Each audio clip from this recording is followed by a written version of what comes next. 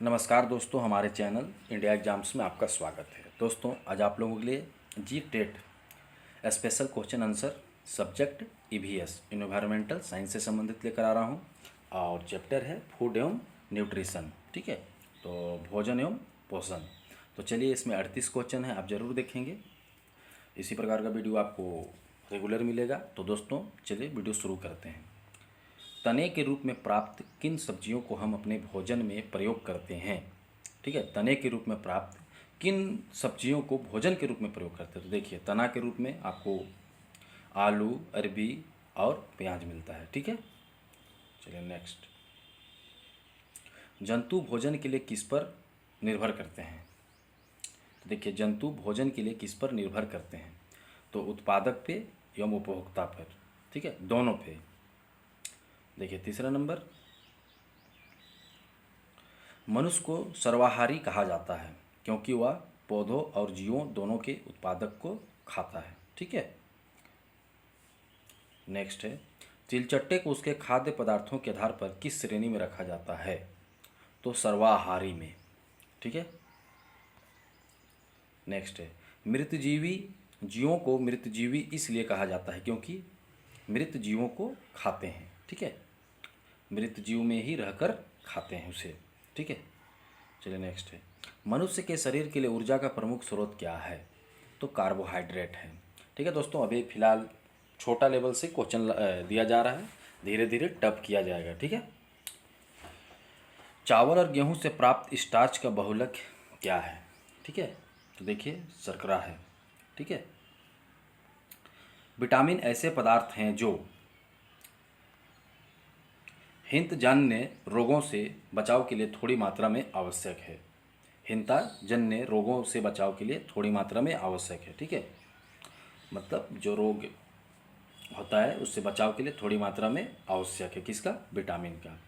चलिए नेक्स्ट है, दूध उत्पादों में मुख्यतः पाया जाता है। ठीक है, दूध उत्पादों में मुख्यतः क्या क्या चीज़ पाया जाता है? तो देखिए, वसा, कैल्शियम और फास्फोरस। देखिए, हमारे शरीर के द्वारा किन विटामिनों का संश्लेषण होता है? तो देखिए, विटामिन डी और के। विटामिन शब्द किसने दिया? तो दोस्तों, विटामिन शब्द फंक ने दिया था। ठीक है, देखिए नेक्स्ट है, सेब, संतरा, अनार और केले को खाने के पश्चात संतरे का स्वाद सभी से भिन्न था क्योंकि इसमें विटामिन सी पाया जाता है। अब आगे देखिए, मछली का तेल एवं सूर्य का प्रकाश दांतों और हड्डियों को मजबूत बनाने वाले कौन से विटामिन के प्रमुख कारक हैं? देखिए, मछली का तेल हुआ, सूर्य का प्रकाश हुआ, जो कि विटामिन डी हमें देता है। ठीक है, जो कि दांतों और हड्डियों के लिए अति आवश्यक है। चावल को पॉलिश करने पर कौन सा विटामिन नष्ट हो जाता है? ठीक है, तो कौन सा विटामिन नष्ट हो जाता है? तो थायमिन नष्ट हो जाता है। चलिए नेक्स्ट है, लीवर में भविष्य के लिए कौन सा विटामिन भंडारित होता रहता है? तो लीवर में भविष्य के लिए विटामिन ए भंडारित होते रहता है। नेक्स्ट है, दालों में किसकी अधिकता होती है? तो दालों में प्रोटीन की अधिकता होती है। देखिए आगे, फलों का सेवन किन अवयवों की प्राप्ति के लिए किया जाता है? तो देखिए, विटामिन।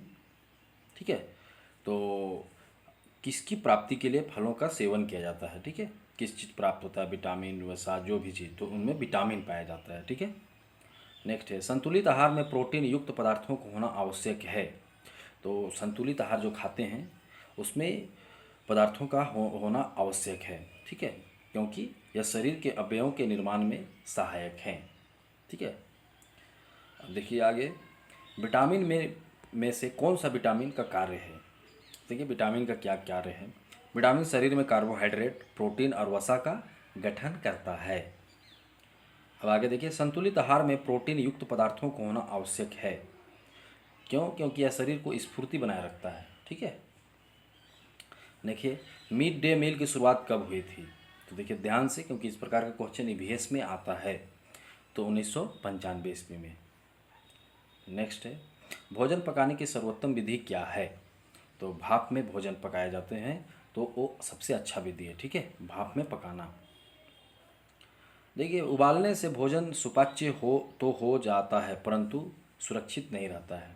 ठीक है, भोजन पकाने का एक ढंग भूनने का विकसित रूप है कौन? सेंकना।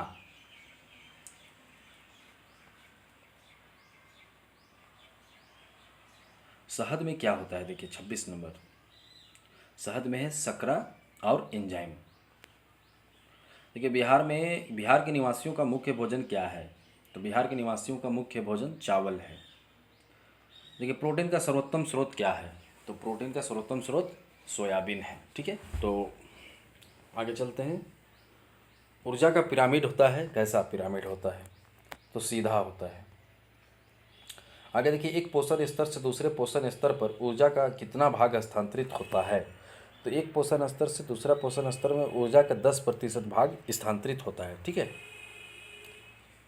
निम्न में से किस वर्ग में प्रोटीन की प्रचुरता है, तो देखिए सोयाबीन, चना और मक्का। ठीक है, भिंडी में पाया जाता है, तो देखिए क्या क्या पाया जाता है, विटामिन ए भी पाया जाता है, विटामिन सी भी, और फास्फोरस भी पाया जाता है। देखिए पके हुए चावल रेफ्रिजरेटर में अपेक्षाकृत लंबे समय तक परीक्षित किया जा सकता है, क्योंकि रेफ्रिजरेटर में कुछ ऐसे रसायन होते हैं जो रोगाणुओं को नष्ट कर देते हैं।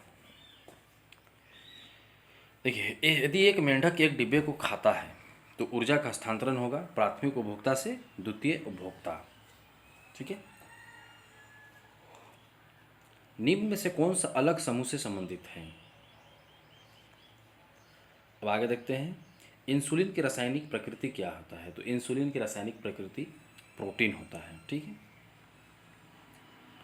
देखिए गैसीय अपशिष्ट है, तो गैसीय अपशिष्ट कैसे प्राप्त होता है, तो लकड़ी कोयले से जलने वाला धुआं गैसीय अपशिष्ट कहलाता है। ठीक है, जैविक समुदाय में प्राथमिक उपभोक्ता कौन है, तो शाकाहारी होते हैं। ठीक है, तो दोस्तों इतना ही क्वेश्चन था, आज आसान आसान क्वेश्चन दिया गया है और आगे से आपको धीरे धीरे इसका लेवल बढ़ाया जाएगा। ईवीएस का और पेडागोगी का भी क्वेश्चन आएगा शाम को, तो आप हमारे चैनल को ज़रूर सब्सक्राइब करिएगा। आज थोड़ा आसान क्वेश्चन था जो कि आप आसानी से आप जानते भी होंगे, हल भी कर सकते हैं। ठीक है दोस्तों, वीडियो देखने के लिए धन्यवाद।